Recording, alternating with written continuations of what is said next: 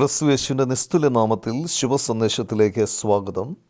വിശുദ്ധ വേദപുസ്തകത്തിൽ യോഹന്നാൻ എഴുതിയ സുവിശേഷം 4-ാം അധ്യായം 4-ാം വാക്യത്തിൽ നാം ഇപ്രകാരം വായിക്കുന്നു: അവൻ ശമര്യയിൽ കൂടി കടന്നു പോകേണ്ടി വന്നു. ശമര്യയിൽ പാപക്ഷമ ആവശ്യമുള്ള ഒരു സ്ത്രീ ഉണ്ടായിരുന്നു.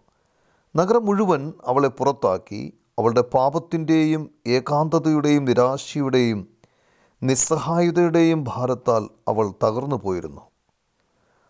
അവൾക്ക് ഒരിക്കലും ഈ ഭാരത്തിൽ നിന്ന് രക്ഷപ്പെടാനായില്ല.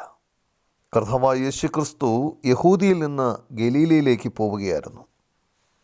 ശമര്യ ആ വഴിയിലായിരുന്നില്ല, എന്നാൽ കർത്താവ് ആ വഴി സ്വീകരിച്ചു. വായിച്ചു കേട്ട വേദഭാഗം കാണിക്കുന്നത് അവൻ ശമര്യയിൽ കൂടി കടന്നു പോകേണ്ടി വന്നു എന്നാണ്. പാപത്തിൻ്റെ വിടുതൽ ആവശ്യമുള്ള സ്ത്രീക്ക് ഇതാവശ്യമായിരുന്നു. ആ സ്ത്രീയെ പാപത്തിൽ നിന്ന് മോചിപ്പിക്കാൻ കർത്താവായ യേശുക്രിസ്തു ശമര്യയിലേക്ക് പോയതുപോലെ സർവ്വമാനവരാശിയെയും വീണ്ടെടുക്കാൻ അവൻ ഈ ലോകത്തിൽ മനുഷ്യനായി അവതരിച്ചു. ക്രൂശിൽ നമുക്ക് പകരമായി യാഗമായി 3-ാം ദിവസം ഉയർത്തെഴുന്നേറ്റു. കർത്താവായ യേശുക്രിസ്തുവിൽ വിശ്വസിച്ച് രക്ഷ പ്രാപിപ്പാൻ ദൈവം താങ്കളെ സഹായിക്കട്ടെ. ആമേൻ.